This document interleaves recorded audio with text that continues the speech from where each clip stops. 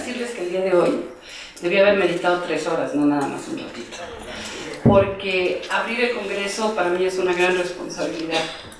Quizá probablemente porque así era en mi época, hace 40 y tantos años que estudié aquí, no les voy a decir 40 y qué. Pero esta es mi facultad y para mí primero es un gran honor estar aquí y en segundo lugar, en aquel entonces abrir un congreso, un coloquio, etcétera, era como que muy valioso, relevante para que o se quedan o se van. Esa es, ¿no? Entonces, Gavina me ha hecho favor de invitarme, lo cual le agradezco con todo el corazón porque efectivamente me apasiona el tema.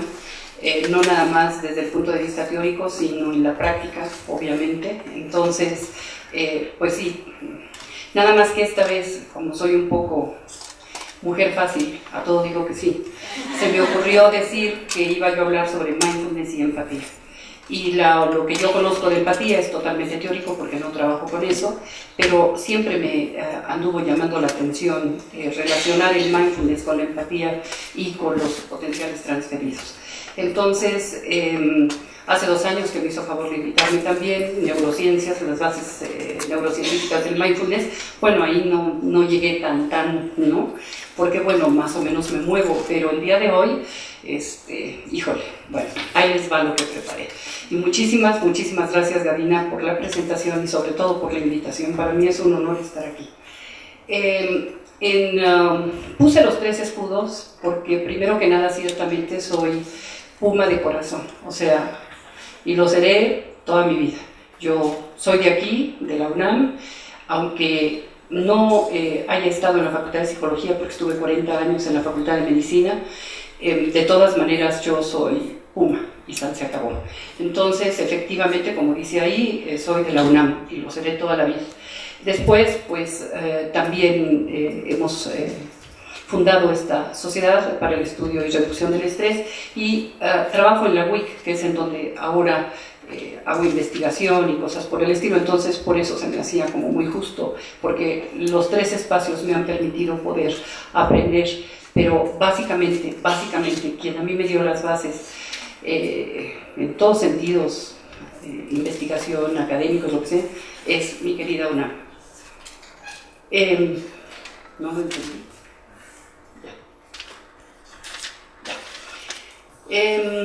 Vamos a repasar un poquito de alguna manera. Creo que aquellos que practicamos la atención o la conciencia plena, porque recordemos que, por ejemplo, Gunaratana le llama de una manera, Thich Nhat Hanh le llama de otra, Kabat-Zinn le llama de otra, etcétera, etcétera. Ahora nada más decimos mindfulness y sabemos a qué nos estamos refiriendo. Pero aquellos que de alguna manera practicamos el mindfulness o la atención o conciencia plena, compartimos algunas cosas. Entre ellas, por ejemplo, la sensación de estar más cerca de los demás cuando terminamos sesiones en grupo, sobre todo en grupo. Porque terminamos la sesión, 1 hora, lo que sea, y al abrir los ojos, al terminar la sesión de atención, sentimos esto, de alguna manera como que nos sentimos más abiertos, más plenos, más comunicados con el otro. Sentimos paz, gusto, alegría, apertura emocional, tranquilidad, eso es un hecho, y algunas veces ya cuando tenemos cierta práctica, esta sensación de ecuanimidad. También podemos escuchar más fácilmente, es decir, es para nosotros más accesible sentir al otro. Quedamos con la sensación de percibir más fácilmente muchas cosas. De hecho, dentro de la sesión misma, dentro de la práctica, por supuesto que si tenemos como objeto de atención los sonidos, bueno, descubrimos sonidos que, ay, ¿y de dónde es ese sonido?, ¿no? Pero cuando terminamos la sesión, decimos, ay, como que lo que estoy escuchando, ay, ¿de dónde viene?, ¿no? Nos quedamos incluso con esta sensación que teníamos durante la práctica. No quiere. Ay, ya. No sé, paso. Es que está muy lenta esta cosa, me tengo que esperar. A ver, ¿qué será la tercera? Hacia allá. Ah, ok, perfecto, gracias, muy bien. A ver, vamos a ver si es cierto. Pues no. Ok, perfecto. Hasta esta altura. Pues a veces. Ok. O simplemente en la práctica psicoanalítica, que de alguna manera es el campo en el que también me muevo, o en ciertos tratamientos terapéuticos, los analistas o terapeutas a veces vivimos lo que el paciente relata, y no necesariamente por imaginarlo, sino porque de alguna manera lo estamos compartiendo en el sentir. En el consultorio a veces puedo incluso ver o imaginar ciertas situaciones, hasta el estado del clima cuando el sujeto está platicando algo y está realmente en aquello, ¿no? No nada más se trata de la atención flotante de la que habla Fromm o de la que habla Freud, de la que habla Freud, atención flotante, o de la que habla Fromm, de centro a centro, sino es algo más. ¿Por qué yo estoy sintiendo exactamente aquello que está sintiendo mi paciente? A pesar de que a veces los relatos o descripciones incluso son muy tenues, sutiles o mínimos, pero se sienten, se intuyen, es decir, se comprenden. Ahora bien, el señor esto no quiere, ya. Sin confundir cómo en la cotidianidad son dos cosas. Lo que acabo de decir, estoy hablando de lo que yo siento en función de lo que está sintiendo el otro. Pero también a veces en la cotidianidad pensamos en alguien y nos llama por teléfono. O al revés, o en el teléfono y digo, sí, dime cómo estás, porque sé quién, no sé si les ha pasado, pero suele pasar, ¿no? O contestamos el teléfono sabiendo quién es, o pensamos en alguien cuando esta persona está pensando en nosotros, o está en situación difícil o muy feliz. Ayer mismo, en la tarde, yo trabajando todavía en la presentación, dándome una revisada, bla, bla, bla, de repente me vino a la cabeza una amiga. Dije, pero no, estoy trabajando. Y aquí la tenía, ¿no? Entonces, pues, cogí el teléfono y le marqué, Maritza, te iba yo a llamar. Dice, es que, de verdad, ¿qué crees? Me pasó esto, bla, bla, bla, bla, bla. Lo comprobé, entonces me quedé muy contenta y por eso dejé eso. O imaginamos o recordamos a alguien y sentimos su dolor, su angustia, su mortificación. Esas son cosas cotidianas que nos pasan.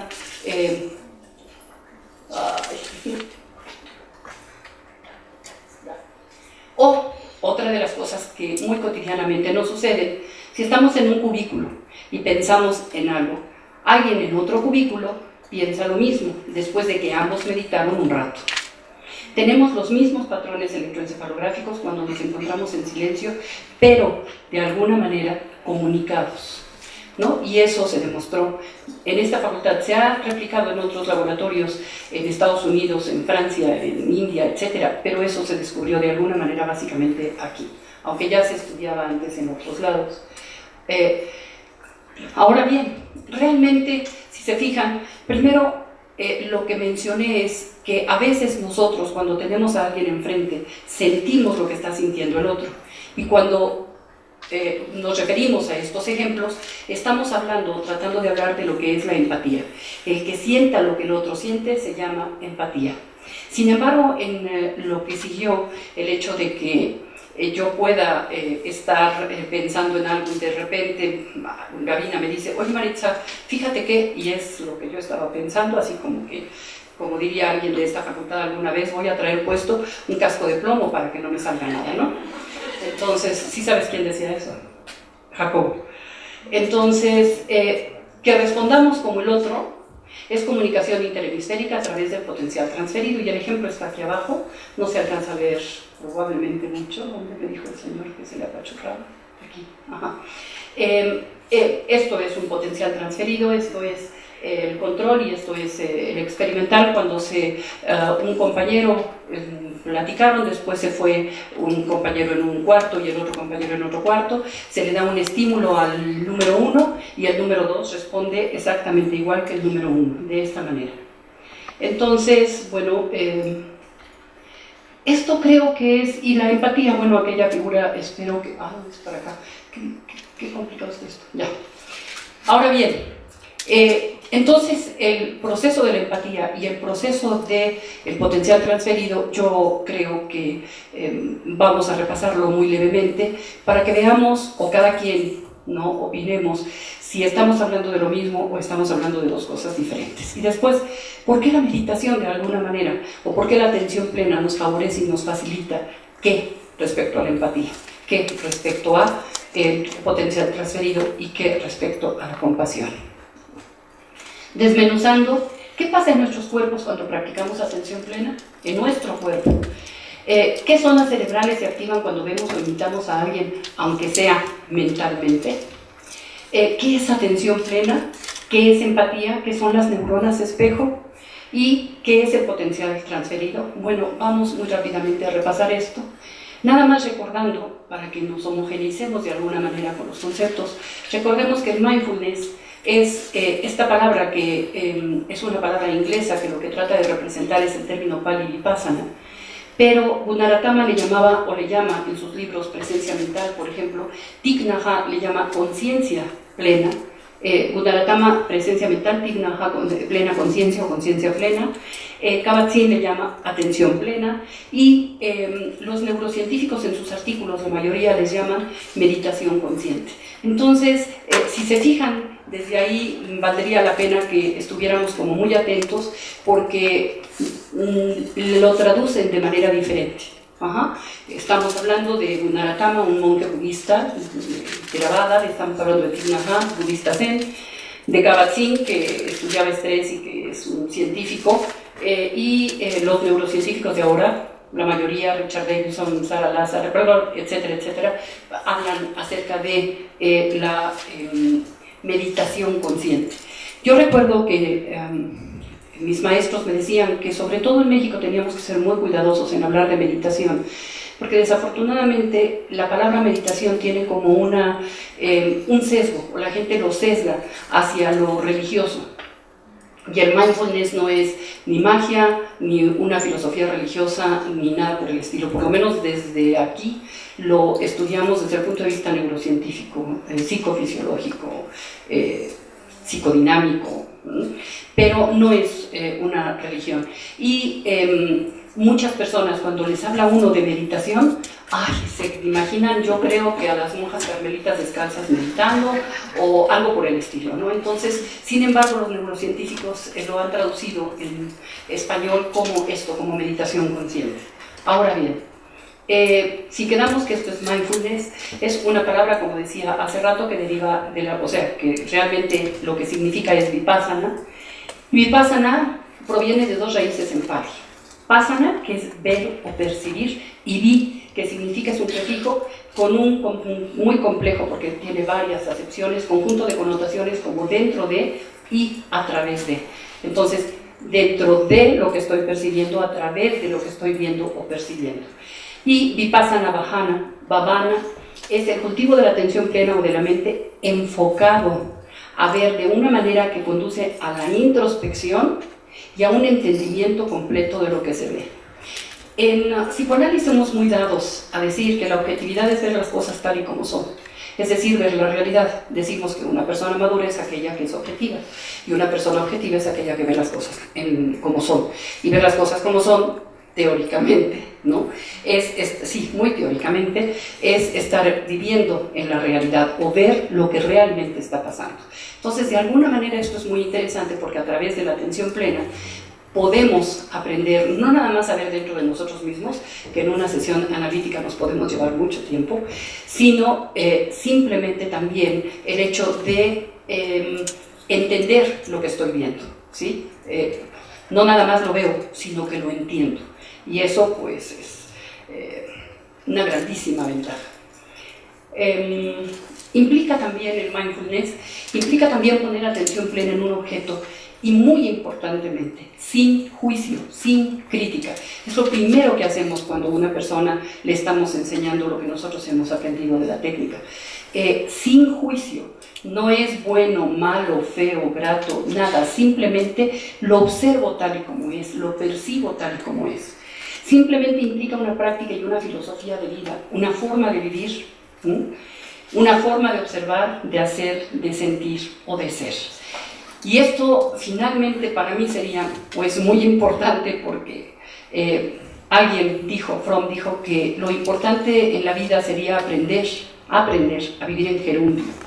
a ser siendo, a comer comiendo, a vivir viviendo, etcétera, etcétera. Y curiosamente la filosofía budista, a través de la atención plena, pues nos refuerza esta idea.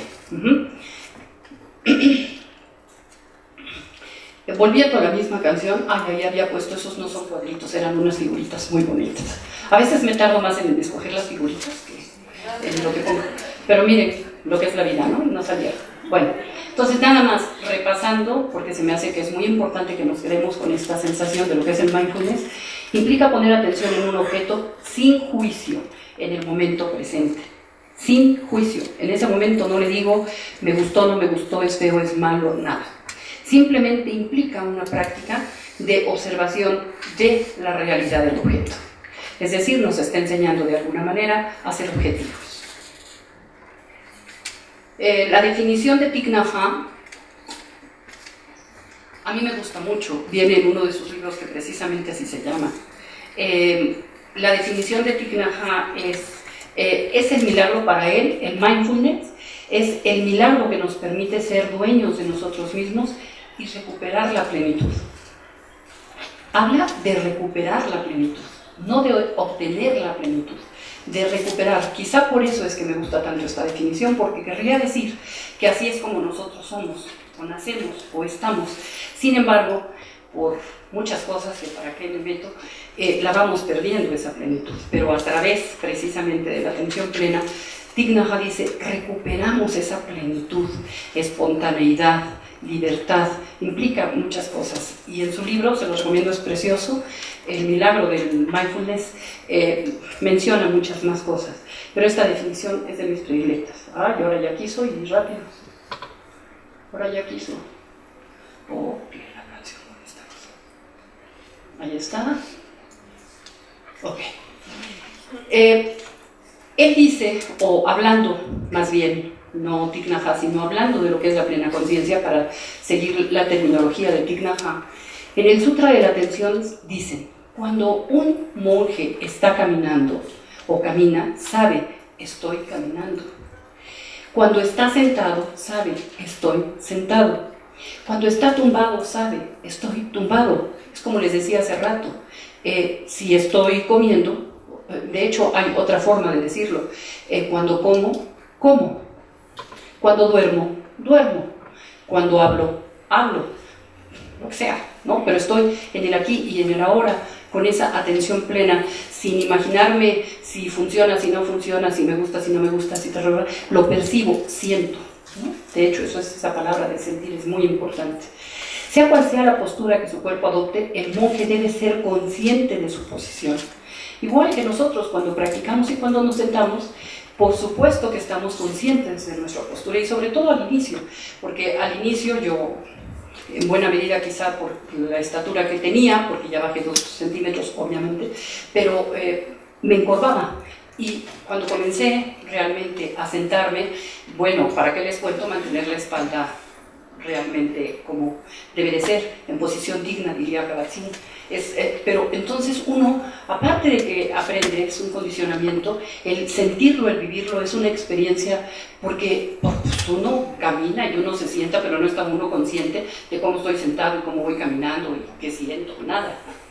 Sea cual sea la postura que su cuerpo adopte, el monje, ejercitándose así, vive siendo consciente de una forma directa y constante de su cuerpo, de su mente, de sus pensamientos y, sobre todo, lo más importante, por lo menos para mí, en lo que practico es, y de sus sentimientos.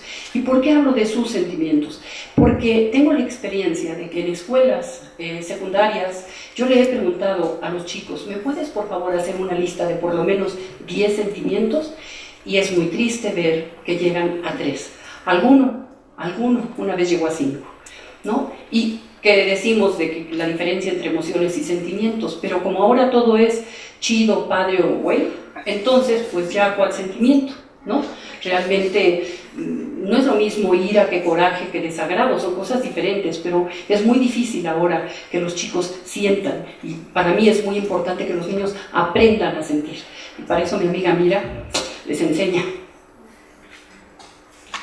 Los efectos del mindfulness en el cerebro aportan Datos como los de, por ejemplo, esta investigadora que tiene unos artículos deliciosos, que esos los vimos hace 2 años, por cierto, los de Sara Lazar, que indican un aumento de tamaño del córtex del cíngulo, con sus respectivos, obviamente, efectos sobre el aprendizaje, sobre la memoria y la regulación de las emociones, entre otras cosas.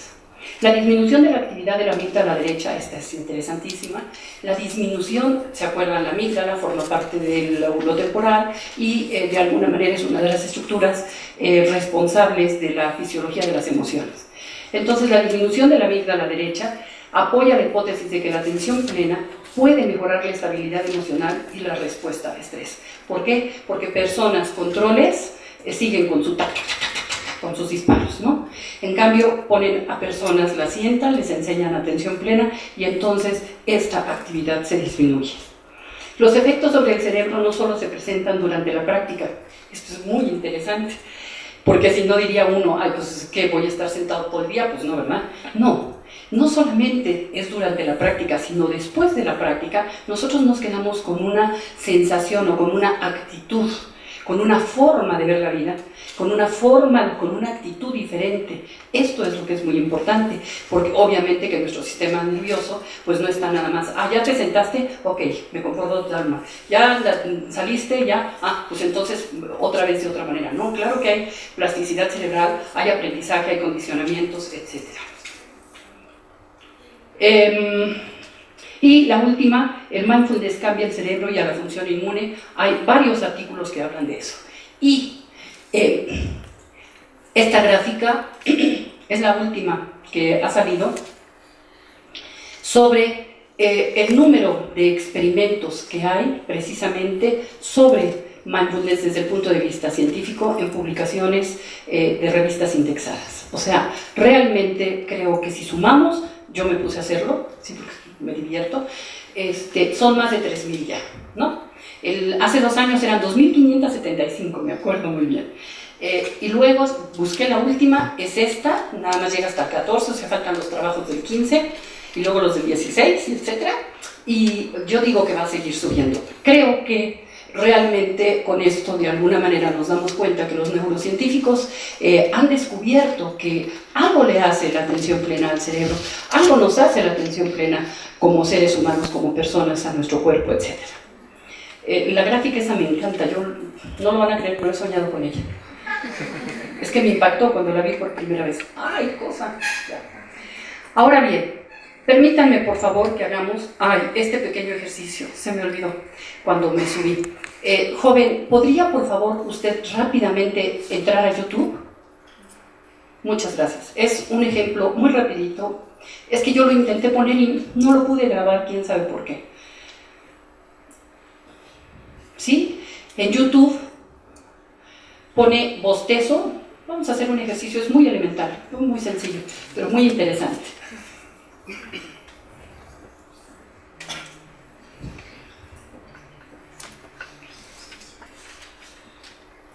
Es que no quiero dejar de que lo vean, porque a mí me maravilla este ejercicio. Nada más.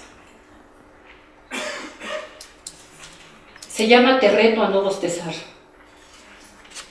¿Ya lo han visto? No digan. No digan. Si ya lo han visto, no digan. Sería trampa. Espérense tantito. Ahorita viene. Te reto. Ahí va. Ahí va. Paciencia. Es que ¿a poco no estamos acostumbrados ya a que hasta en la computadora rápido todo, ¿no? Sí, el otro día me llevé una Lenovo a un lugar al que tenía que ir para no llevarme la Vaio y me llevé la Lenovo y la bendita computadora es lenta, pero bueno, más que yo. No saben qué desesperante estaba yo, ya, apúrate.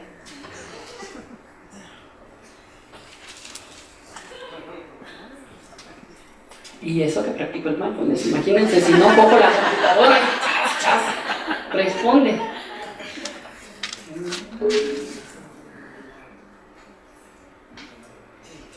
Ahí en YouTube.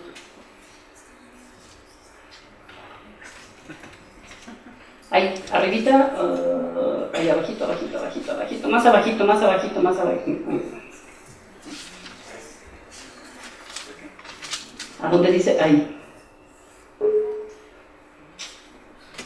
No quiere, a lo mejor como estamos dentro de la UNAM están restringidas las máquinas. Sí, está. Ahí está ya. Te reto a no bostezar, se llama. Te reto a no bostezar. Muchas gracias. El primero, ese. Y le quita por favor el sonido, si es tan amable, porque si no, entonces haríamos trampa. École. Si son tan amables de ver ese videíto, es muy rápido, dura 2 minutos. Gracias, joven.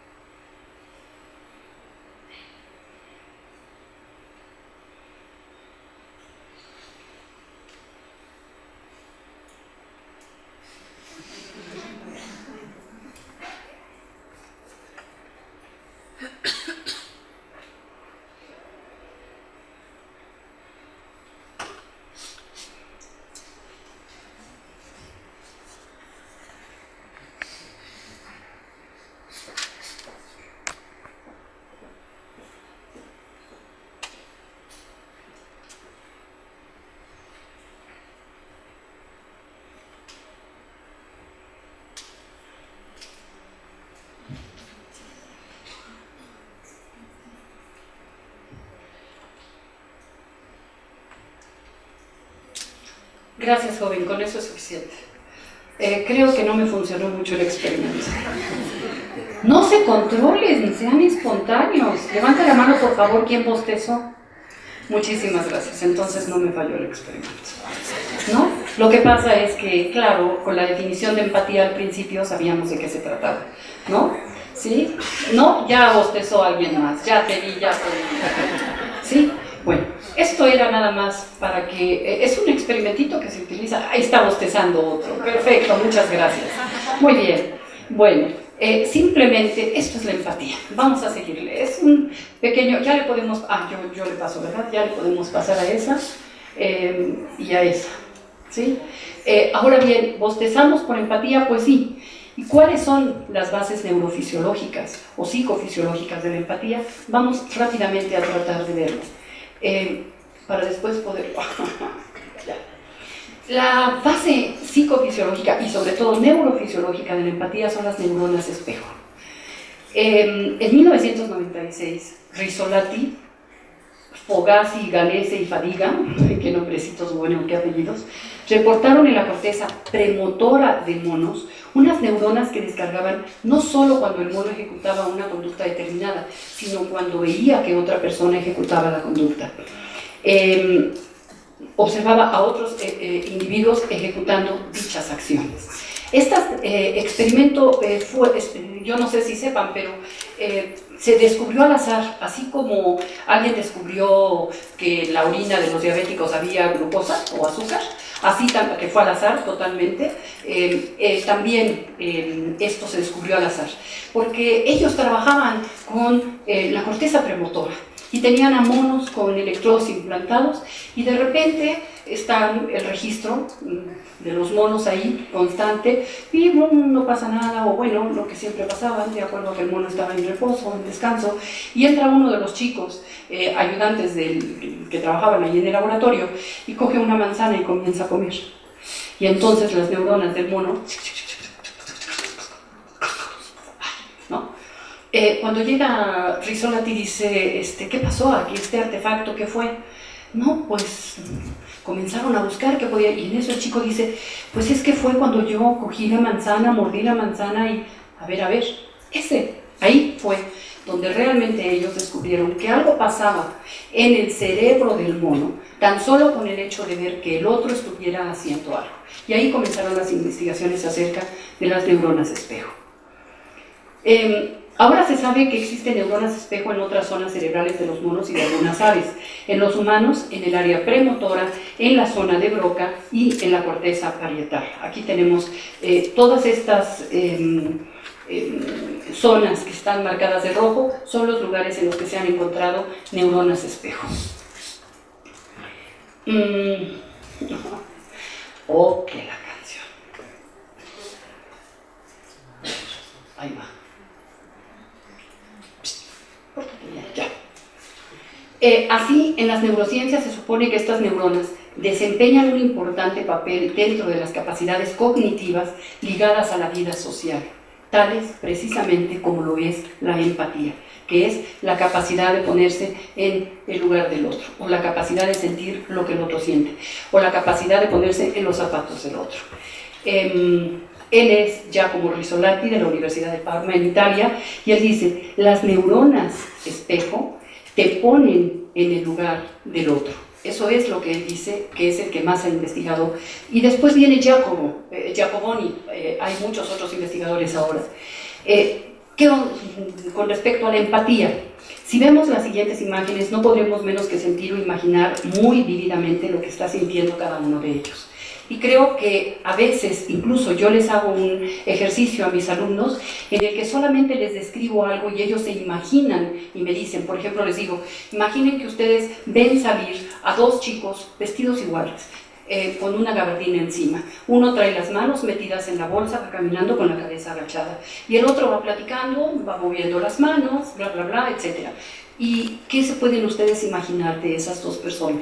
Y atinadamente siempre dicen: el que va con las manos metidas en los bolsillos y con la cabeza agachada está triste, deprimido, preocupado, etc. El otro, a lo mejor le va platicando alguna experiencia, pero nada traumática, nada dolorosa, etc. Y nada más nos lo imaginamos. Ahora imagínense si vemos a Gandhi, pues en su actitud compasiva, amorosa, sonriente, libre, etc. La de junto, nada agradable, esa no me gusta verla, ¿no? No sé exactamente de dónde sean, pero bueno, esos casos los tenemos en nuestro país, en Siria, en muchos lugares, etc. La de abajo, pero supuestamente eso es un dolor de muela que no me la quiero ni imaginar. Qué bueno que no hay memoria para el dolor, pero sí tenemos la capacidad de recordar realmente si fue muy intenso o no. Y la de abajo, este abrazo, es una de las fotografías mías predilectas, es preciosa, ¿no? Pero ese abrazo cálido, tierno, compasivo, dulce, etcétera, etcétera. Y muy probablemente, si nos estuvieran a todos registrando nuestras neuronas espejo, probablemente estaríamos de alguna manera respondiendo en función de lo que estamos viendo. Miren, ven cómo no quiere. Ya, es lento, ya me di cuenta, no es que no quiera, es lento, es a prueba de con calma, con calma. Sentimos también compasión, generosidad, soledad o desesperación, agresión, o simplemente cuando leemos vivimos lo escrito, ¿no? Arriba, la mano de alguien joven acariciando o tocando las manos de un anciano, que eso desafortunadamente prácticamente ya casi no se ve. A la derecha alguien preso, abajo a la izquierda, bueno, los gritos también golpean y de qué manera, ¿no? Y a Eduardo Galeano, que cuando yo leí, bueno, a mí me encanta Eduardo Galeano, paz descanse, claro, pero cuando leí el libro de los abrazos, por ejemplo, el primer cuento que se llama El Mundo, en donde dice que todos somos unos fueguitos, créanme que lo leí, yo sentía qué fueguito era, o sea, realmente eso es maravilloso. Los humanos también interpretamos lo que significa una escena, porque nosotros los humanos tenemos la capacidad de leer entre líneas, porque nosotros manejamos símbolos. Los monos, por ejemplo, tienen que ver el hecho tal cual es, no interpretan símbolos. Un mono no imita o no dispara sus neuronas espejo ante un mimo, pero si el mimo come cornflakes, se le disparan las neuronas espejo al mono. Por ejemplo, esto es muy interesante porque también nosotros podemos de alguna manera sentir cierta empatía y ponernos en el lugar del perro grandote, ¿no?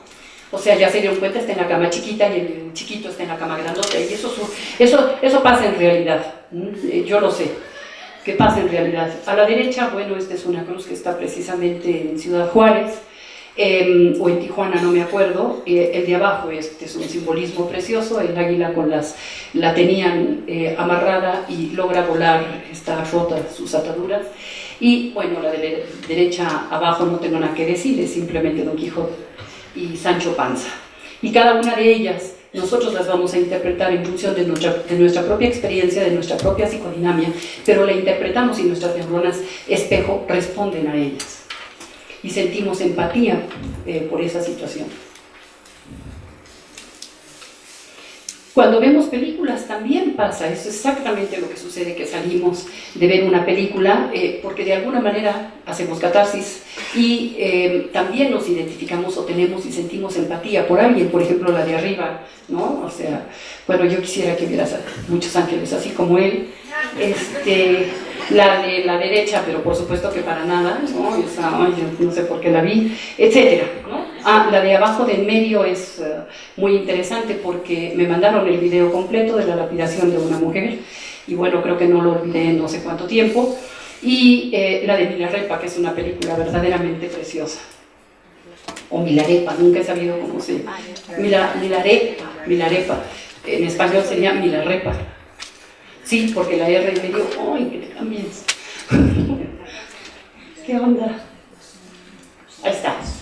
Ok, entonces, las neuronas espejo nos ponen en los zapatos del otro. Punto, así de simple. Es decir, son las responsables de la empatía.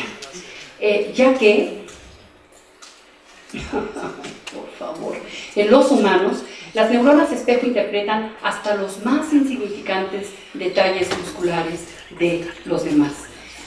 Hace como 25 años había un libro que decía que la comunicación humana se basaba el 40% en la comunicación oral y el 60% en todo lo demás.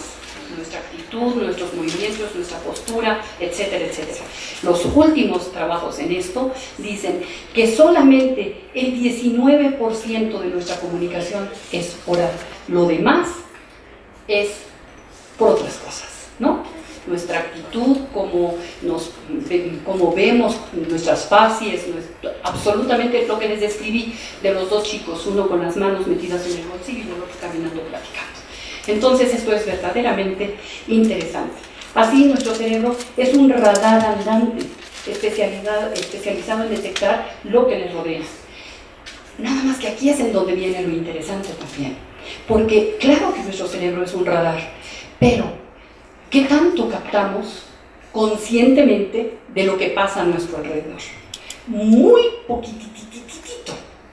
Sin embargo, qué interesante es saber que cuando tenemos la posibilidad y la intención y hacemos el esfuerzo de practicar, de hacer atención plena, esto cambia y entonces nos favorece considerablemente no solamente la empatía, sino la capacidad precisamente como de limpiar o de despertar o de activar ese radar. Específicamente, no es lo mismo, en teoría, chutar una pelota que gritar "chuta ya" al ver que alguien está jugando, que escuchar cuando se ha chutado una pelota, ¿verdad? Pero en la práctica, las neuronas espejo disparan igual ante todas estas situaciones, porque de lo que están hablando es de chutar la pelota. Ajá. Entonces, esto es muy interesante, porque de alguna manera nuestro cerebro está, amén de la experiencia que ya tenemos, amén de toda la psicodinamia, de todo el condicionamiento y de todo el aprendizaje, nuestro cerebro con lo que conecta es con el chutar la pelota. Y las neuronas espejo, cuando oyen chutar la pelota, se activan.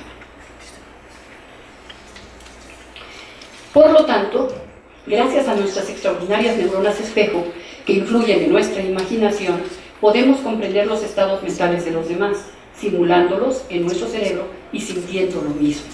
Por eso, como les decía yo al principio, obviamente que cuando estamos en una sesión o cuando estamos con un analítico, cuando estamos con un amigo, etcétera, etcétera, podemos de alguna manera entablar, si estamos atentos, entablar una comunicación diferente, entablar una comunicación empática. Favorecen la empatía, que es la base precisamente de las relaciones humanas. Esto, yo creo que en las escuelas, antes de que habláramos de matemáticas y de español y de muchas otras cosas, creo que estas son las cosas que debiéramos enseñarles a los papás y a los niños y después seguir con otras cosas interesantes. Esta es el experimento, la fotografía del experimento precisamente que les platiqué hace rato. Las neuronas espejo imitan como reflejando la acción del otro. Así, el observador está él mismo realizando la acción del observado. La misma neurona que se activa cuando el mono agarra una cosa, se activa también cuando el mono está quieto y ve que alguien agarra la misma cosa. En este caso, la fruta, porque esa es la imagen del ejemplo original, o sea, de lo que realmente pasó cuando se descubrieron. Giacoboni, que es otro de los investigadores en neuronas espejo, dice: la imitación nos permite ser empáticos y entender a otros. Es nuestra manera de conocer el mundo que nos rodea. Hasta cuando movemos las manos al hablar, las neuronas espejo se activan. O sea que conmigo no necesitan que yo hable, porque con las manos tengo. Voy a permitir decirles que una vez invité a una amiga que llevaba a su niño de 3 años y nos sentamos a comer y comenzamos a platicar, y el niño junto de nosotros, y de repente, sin decir absolutamente nada, se paró y comenzó. Y entonces, obviamente que mi amiga y yo volteamos y le dijimos que, dice, es Maritza. ¿No? Obviamente desde ese día soy muy consciente de qué tanto movo las manos. Y además, si estoy enfrente de un compañero psicoanalista, más todavía, porque eso se interpreta. Hasta cuando movemos las manos al hablar, fueron descubiertas en una parte del cerebro de un mono homóloga al área humana del lenguaje. Eso es muy interesante, ¿no? Antes que los humanos fuesen capaces de comunicarse con palabras, lo hacían con gestos, algo en lo que las neuronas espejo son muy útiles, pues controlan manos y decodifican los movimientos del otro, ¿no? Eso es importantísimo, que en dónde están colocadas. ¿Para qué están hechas? Para crear una paridad entre los seres. Después, a través de la evolución, las propiedades de estas neuronas derivaron, obviamente, ¿a qué? Pues al lenguaje. Nada más que yo soy bastante arcaica en muchas cosas. Entonces, las neuronas espejo se activan cuando alguien observa lo que el otro hace, gesticula, mueve las manos al hablar. En los invidentes esto es muy interesante porque hay algunos artículos que hablan cómo estas neuronas espejo se activan con sonidos. Entonces, pues sí, claro, ellos se comunican de esa forma. ¿Por qué no quieres, oye? Ya. Y pues todo esto me lleva de alguna manera a recordar uno de mis frases predilectas: la palabra enseña y el ejemplo arrastra.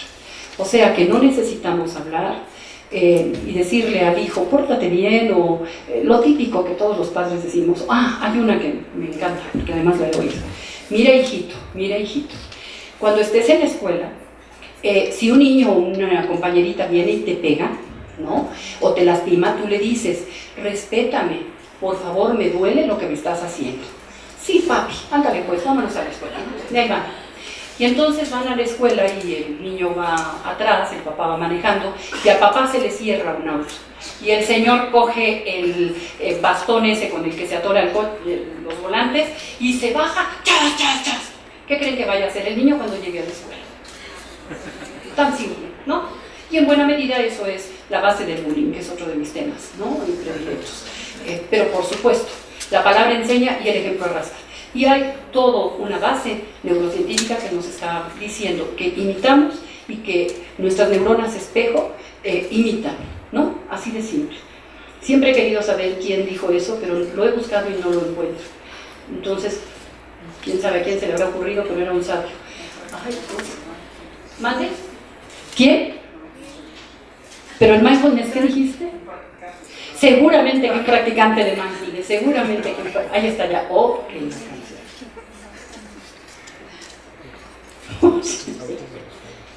No quiere. Oiga. Ya. Entonces... Oh, bueno. ¿Qué les pasa? Oiga, su cosa esta no me quiere a mí, ¿eh? A ver. ¿Ya? Ok, la canción. Ya. Ahí lo dejo. Ahí se queda. No lo muevo.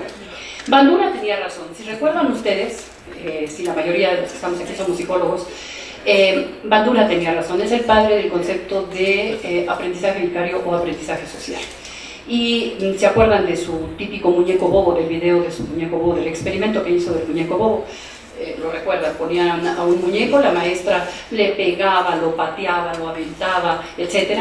Y ese video se lo pasan a un grupo de niños, porque hubo grupo experimental y control, y al grupo experimental le pasan el video, después mandan al niño a que juegue al salón donde están los juguetes, y lo primero que hace llegando es coger al muñeco, le pega, lo patea, cosa que no había hecho antes. Y el grupo control meten a los niños y toman en cuenta el muñequito, ¿no? Y además lo hizo con niños y niñas, no es una cuestión de género. Entonces el experimento es verdaderamente interesante, y a partir de ahí, bueno, lo que no ha escrito sobre aprendizaje social y aprendizaje vicario. Entonces el aprendizaje vicario social existe, se imita lo que se vive, como la violencia en los medios de comunicación que está provocando conducta imitativa. Eso también es una cosa que hemos medido, y por supuesto que los adolescentes, al estar teniendo tantos videojuegos, al estar teniendo violentos, al estar teniendo esta posibilidad de ver programas televisivos a cualquier hora con muchísima violencia, etcétera, bueno, ¿qué estamos esperando? ¿Que se vayan a practicar? O algunos programas televisivos, la conducta de los demás. Entonces, quizá, probablemente, esa es una hipótesis o una postulación o una esperanza, no sé cómo llamarle. Quizás si nosotros promovemos que la gente haga atención plena, tenga la capacidad de poder sentirse empático con la gente que está haciendo atención plena, y veremos para más adelante, obviamente, que la atención plena nos lleva a sentir compasión. A ver, vamos a ver, pórtate bien.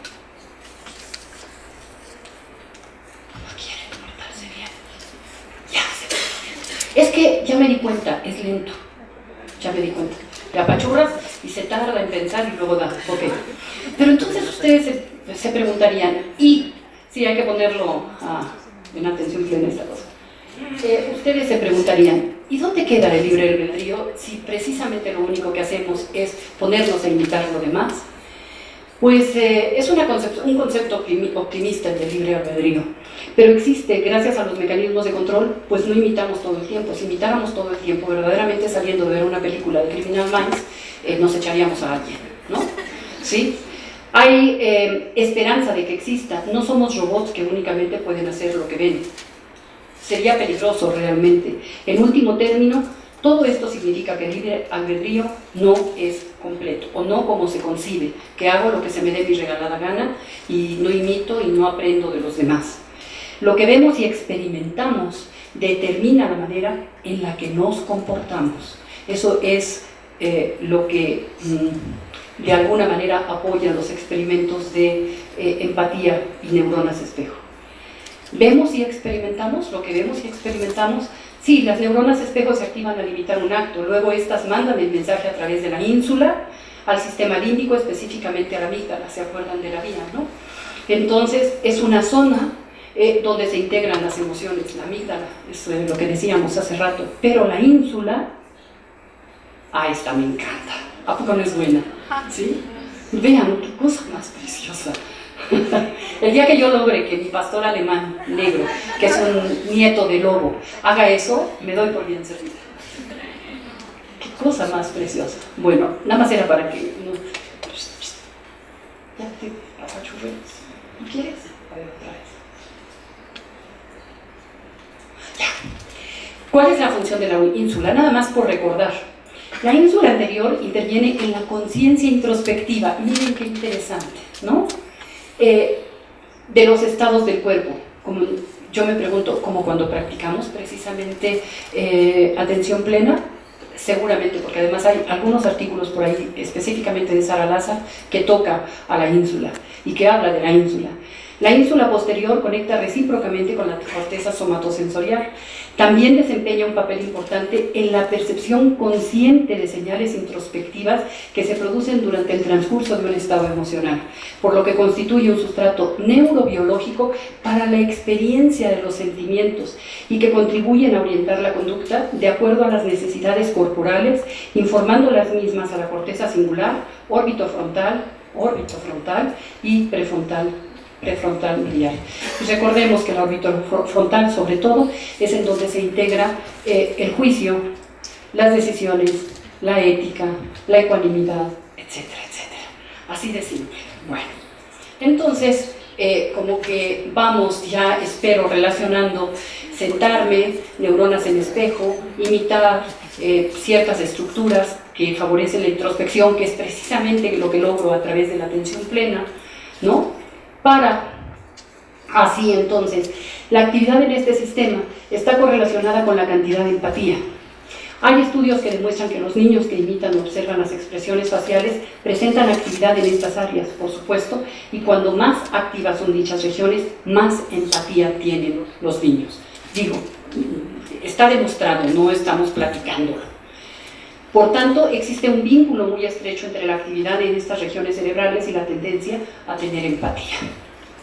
A ver, despacito, fuerte. Ah, ya salió, ahora sí, rápido. Básicamente, funciona del siguiente modo. Yo te veo sonreír y mis neuronas espejo lo simulan. Crean una especie de imitación interna en mi cerebro de la sonrisa en tu rostro y luego envían estas señales al sistema límbico y siento lo que tú sientes. Así de simple, ¿no? Es que de veras es maravilloso esto. Bueno, el cerebro sigue siendo un misterio y espero que pasen muchos años y lo siga siendo, porque si no, ¿qué haríamos? Y esto que acabamos de decir, es de alguna manera el modelo neurobiológico de la empatía, el cual sugiere que de alguna manera, de alguna forma o manera u otra, estamos conectados unos con otros. Esto es la base de la empatía. Y aquí me estoy lanzando mucho a decir que es el modelo neurobiológico que demuestra que estamos conectados unos a otros, porque además, cosita,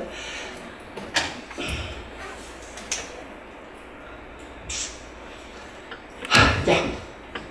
Además, las neuronas espejo favorecen la imitación, por lo tanto son importantes en el aprendizaje, obviamente, el comportamiento social, las relaciones, la formación de bandas, ¿no? En las etnias, obviamente, agrupaciones por género, afiliaciones políticas, etc.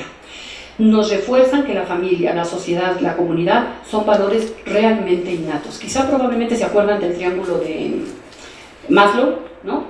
En donde dice que después de la necesidad básica de comer y la vida sexual y beber, la siguiente es la necesidad de pertenecer a, ¿no? Yo digo que estas benditas neuronas tienen que ver con eso. Son finalmente la base de la empatía, porque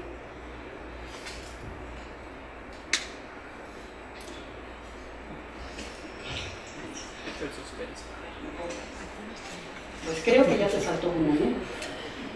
Bueno, sí, se saltó una. Estoy casi segura que se saltó una. Son la base de la empatía porque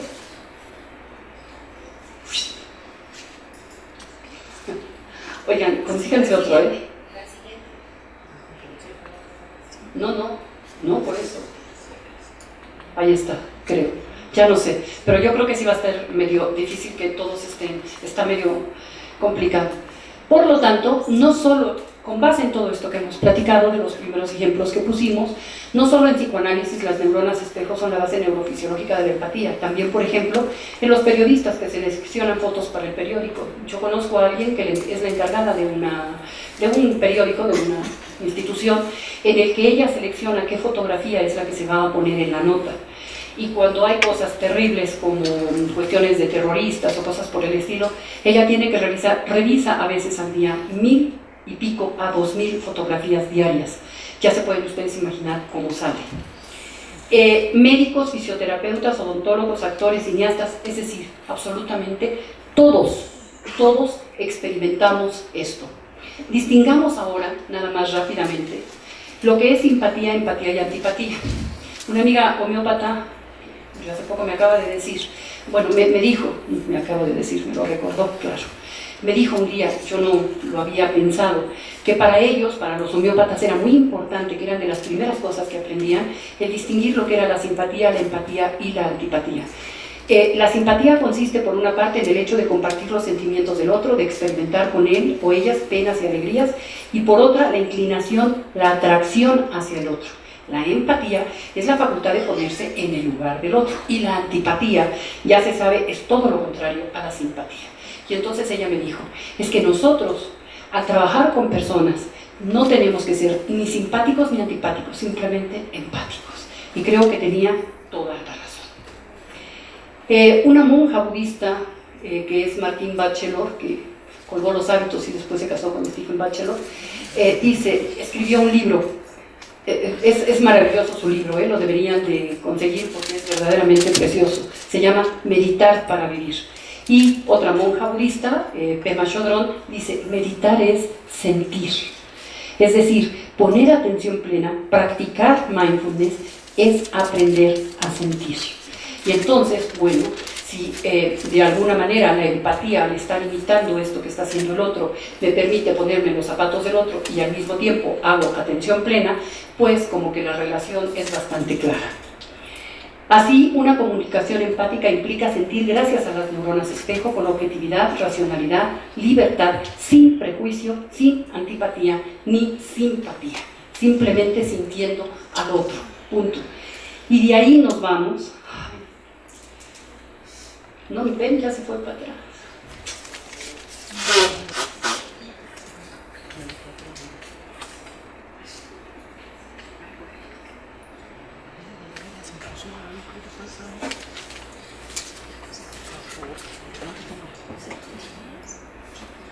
Bueno, ahora bien, ¿y qué sucede en nuestros cerebros cuando practicamos conciencia plena en grupo? Se activan en los participantes zonas cerebrales en función de la paz, la ecuanimidad, la tranquilidad, la mente estable, la felicidad, que es lo que logramos precisamente cuando hacemos atención plena. ¿Hay comunicación mientras se practica? Pues se ha registrado en esta facultad, por cierto, y una de las personas participantes en ese grupo está aquí, la doctora Miravalle, precisamente lo que es el potencial transferido. Se le ha denominado potencial transferido a un potencial cerebral registrado en un sujeto no estimulado, similar y sincrónico a un potencial provocado inducido en su compañero con el cual previamente ha interactuado. Se puede decir que el potencial transferido es un potencial provocado por la activación de un cerebro distante. Tú y yo nos echamos unas buenas, ¿verdad? Bueno. El potencial transferido tiene la característica de presentarse únicamente cuando se estableció comunicación directa entre los sujetos, comunicación empática, no verbal, o a través de la comunicación empática, no verbal o de la meditación, es decir, de la atención plena. Esto lo dijo y está publicado en esa referencia bibliográfica Greenberg, Jacobo, de la Flor, Sánchez, Guevara y Pérez. Ahora bien, el primer reporte en la literatura de la aparición del potencial transferido fue publicado por el Dr. Greenberg, por Jacobo, en 1987. Al encontrar un potencial cerebral en un sujeto no estimulado cuando su compañero fue estimulado con destellos luminosos, induciendo en él un potencial provocado. En el 88, también él y de la Flor encontraron que pares de sujetos, después de un periodo de interacción en una cámara de Faraday electromagnéticamente aislada, eran separados a dos cámaras aisladas también, y aún así la actividad electroencefalográfica del cerebro de ambos respondieron de manera similar. Esto yo lo viví y se los voy a platicar. Lea Valle y Amira han reportado, hay varios reportes, nada más tomé estos, en el 93 y 94, que la distancia que separa al par de sujetos que previamente interactuaron no es una variable, porque los separaban desde 3 hasta 14.5 metros y de todas maneras la respuesta del potencial transferido se seguía dando. Se concluyó que la estimulación a un sujeto produciendo en él un potencial provocado induce en su pareja un potencial provocado independientemente de la distancia que medie entre ellos. No hay evidencias de potencial transferido en los registros control. Esto también está publicado. Oh, qué la canción. Ya se mejoró. ¿No? ¡Ay! Esta es la prueba de atención plena. A ver, cosas, si ya te dije. Bien. El potencial transferido aparece únicamente cuando se realizó una previa comunicación directa entre los sujetos. La metodología de 20 minutos de interacción entre sujetos, en donde se hace énfasis de la necesidad de sentirse mutuamente, tiene como objetivo desarrollar una sensación de conectividad. El último estudio realizado por la autora muestra la morfología del potencial transferido y su localización topográfica, y por primera vez se reporta en la literatura la posibilidad de una actividad electroencefalográfica transferida, es decir, una sincronización o desincronización del cerebro de otro sujeto estando a distancia. Se comprobó que el éxito de obtener un potencial transferido depende del éxito en la comunicación directa o en la meditación del par de sujetos. Me quedan 3 minutos, Dios mío.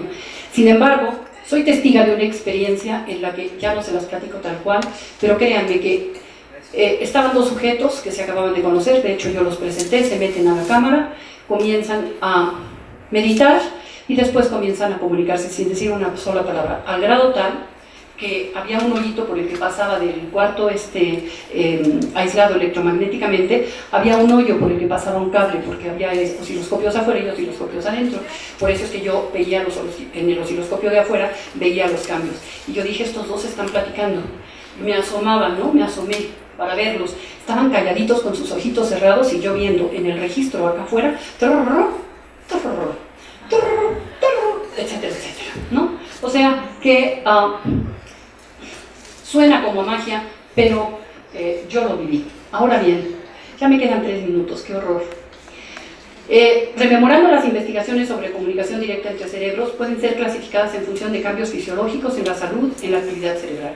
Ya no me va a dar tiempo de platicárselos todos, pero hay cambios fisiológicos en presión arterial, en frecuencia cardíaca, en respuestas neurovegetativas, los cambios en la salud, pues, obviamente hay monjas tibetanas, perdón, hay monjas franciscanas, hay chamanes mexicanos y hay algunos budistas que se han puesto a meditar y mejorar la salud de ciertas personas a lo lejos. El experimento que se hizo en Chicago también fue muy interesante. Pero es que esta cosa, me tienes que quitar el tiempo que me he tardado. Ay, haberme lo dicho. Gracias, amor. La que sigue, por favor. Método antiguo. Muy bien, la que sigue también, esto también está más que demostrado. Entonces, estamos entrelazados, pero también somos el tejido, ¿no? Acuérdate de lo que dijiste, Jacobo.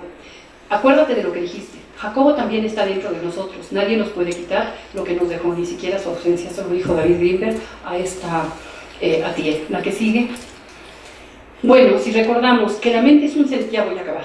Que la mente es un sexto sentido para los budistas, que la actividad de ciertas neuronas espejo garantizan la empatía, que ciertas zonas cerebrales se alertan con la práctica, que la práctica cambia la actividad cerebral, esa es la más interesante para mí, que la conciencia plena nos ayuda a sentirnos, a sentir a los demás y a sentirnos a nosotros mismos, que existe la comunicación a distancia, entonces, que la práctica de la conciencia plena o atención plena o mindfulness favorezca el sentimiento de compasión, no es de extrañar si la empatía que se genera al practicar se antoja, se siente, se arrastra. La que sigue, la compasión, nada más por recordar, el doctor Vicente Simón, que es el que metió el tema de mindfulness en España, él en su libro El corazón del mindfulness dice, la compasión es el deseo de que todos los seres vivos, incluyéndonos a nosotros mismos, se encuentren libres de sufrimiento, así de simple, porque hay mucho la costumbre de creer que si te tengo compasión te tengo lástima, nada que ver.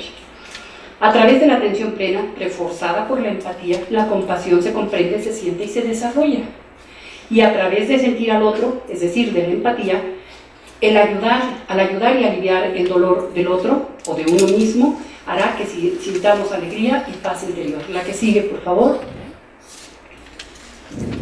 La compasión, esto es textual del doctor. La compasión y la autocompasión son habilidades que pueden ser entrenadas, fortalezas que nos permiten transformar para bien el sufrimiento emocional, que producen cambios cerebrales que contribuyen a mejorar las relaciones interpersonales, a aumentar nuestra sabiduría, nuestra salud y nuestra felicidad. Entonces, empatía y mindfulness, por supuesto que están relacionados. La que sigue. Así, la práctica como método introspectivo, la práctica del mindfulness, como método introspectivo que disminuye la intranquilidad de la mente, que ayuda a la ecuanimidad, ayuda a que la empatía exista, se dé, funcione, y esta, al sentir al otro, puede incluso con un simple abrazo, caricia, mirada, susurro, expresar la compasión amorosa. Pero no solo entre seres unidos en el espacio, es decir, los que estamos aquí, sino por el amor, la amistad o simplemente la capacidad de saberse uno con el universo. La que sigue, pues tratando de entender a nuestro Jacobo, si trabajas con tu propia conciencia, lo cual se logra a través de la práctica de la conciencia plena, Vipassana o mindfulness, tu capacidad empática se verá fortalecida lo cual ayudará a que la compasión amorosa brote espontáneamente, pudiendo sentir a quien sea o comunicándote incluso a distancia con alguien. Ojalá ese alguien pudieran ser los seres sufrientes, Ayotzinapa, etcétera, etcétera, etcétera. Afortunadamente, aún hay mucho que soñar y descubrir, obviamente, con humildad. La que sigue, gracias por su paciencia y sobre todo por practicar.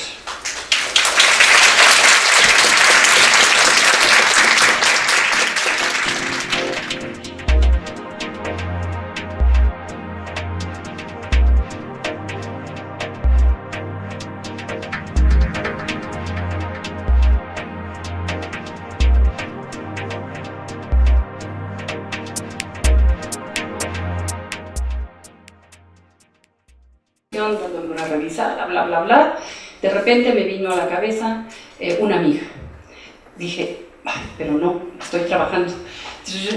Y aquí la tenía, ¿no? Entonces, cogí el teléfono y le marqué, Maritza, te iba yo a llamar. Dice, es que, de verdad, ¿qué crees? Me pasó esto, bla, bla, bla, bla, bla. Lo comprobé. Entonces me quedé muy contenta y por eso dejé eso.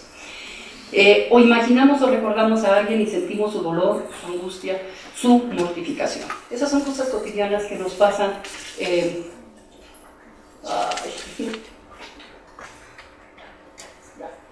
O otra de las cosas que muy cotidianamente nos sucede, si estamos en un cubículo y pensamos en algo, alguien en otro cubículo piensa lo mismo, después de que ambos meditaron un rato.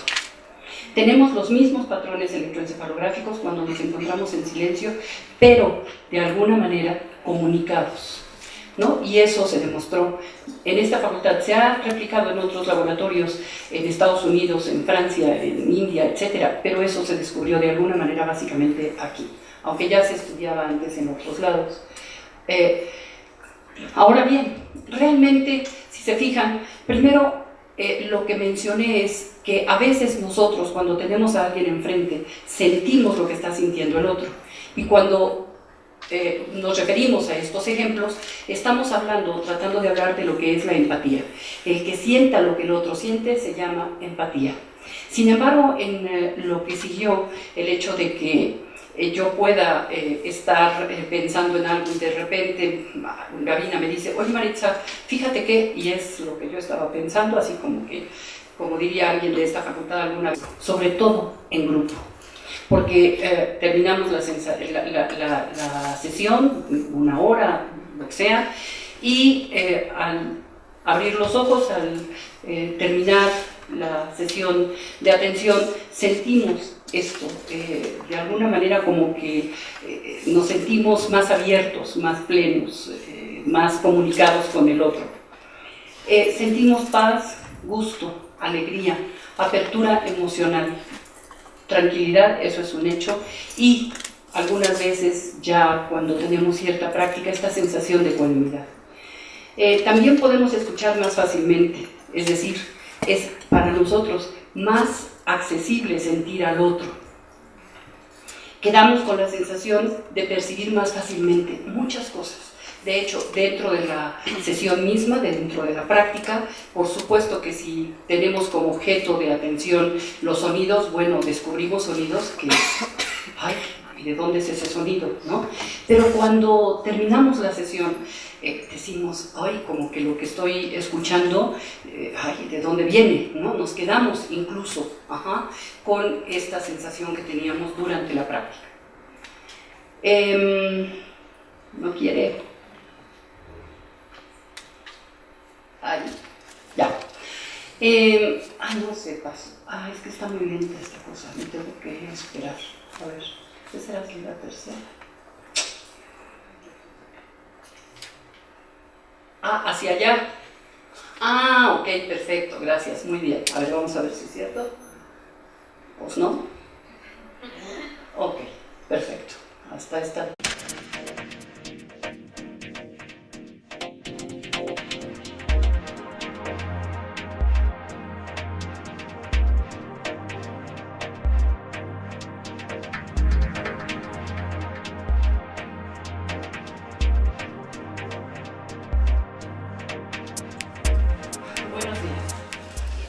Quiero decirles que el día de hoy debí haber meditado 3 horas, no nada más un ratito.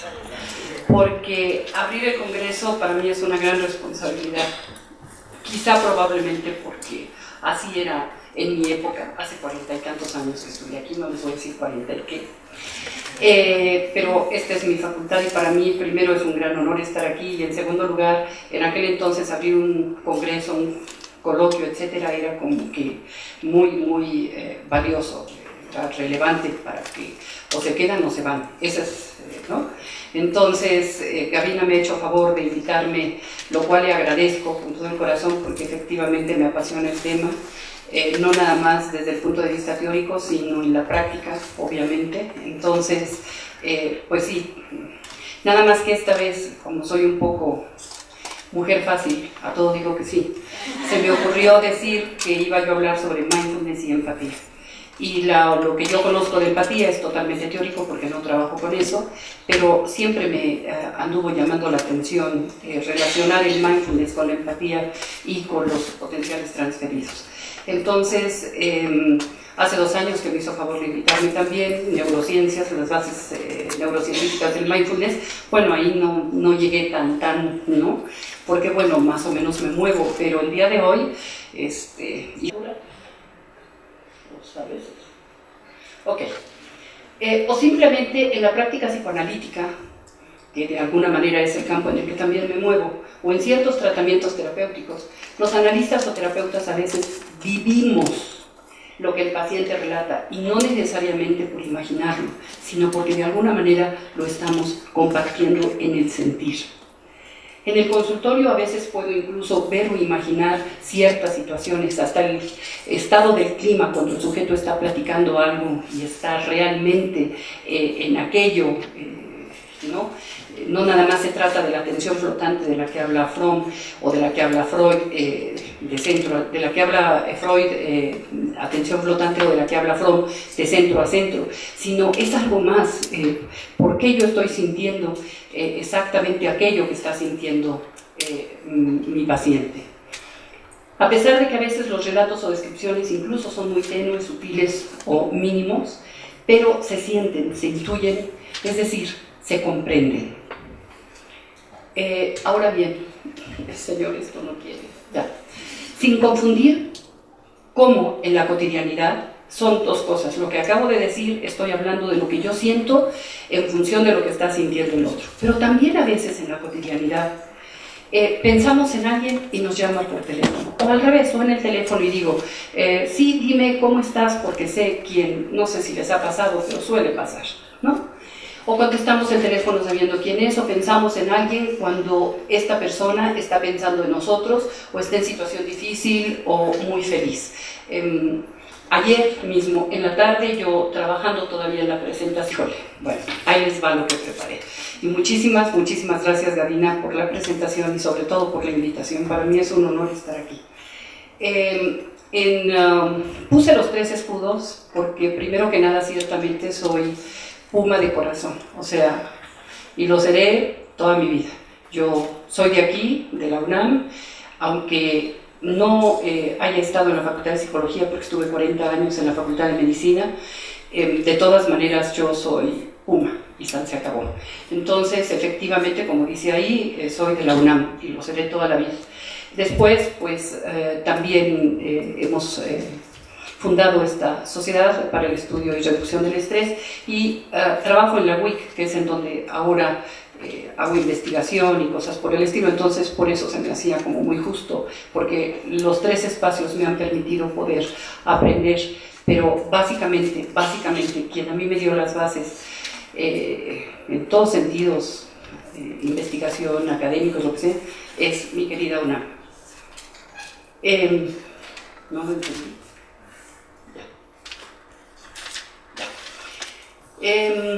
Vamos a repasar un poquito de alguna manera. Creo que aquellos que practicamos la atención o la conciencia plena, porque recordemos que, por ejemplo, Gunaratana le llama de una manera, Thich Nhat Hanh le llama de otra, Kabat-Zinn le llama de otra, etcétera, etcétera. Ahora nada más decimos mindfulness y sabemos a qué nos estamos refiriendo. Pero aquellos que de alguna manera practicamos el mindfulness o la atención o conciencia plena, compartimos algunas cosas. Entre ellas, por ejemplo, la sensación de estar más cerca de los demás cuando terminamos sesiones en grupo.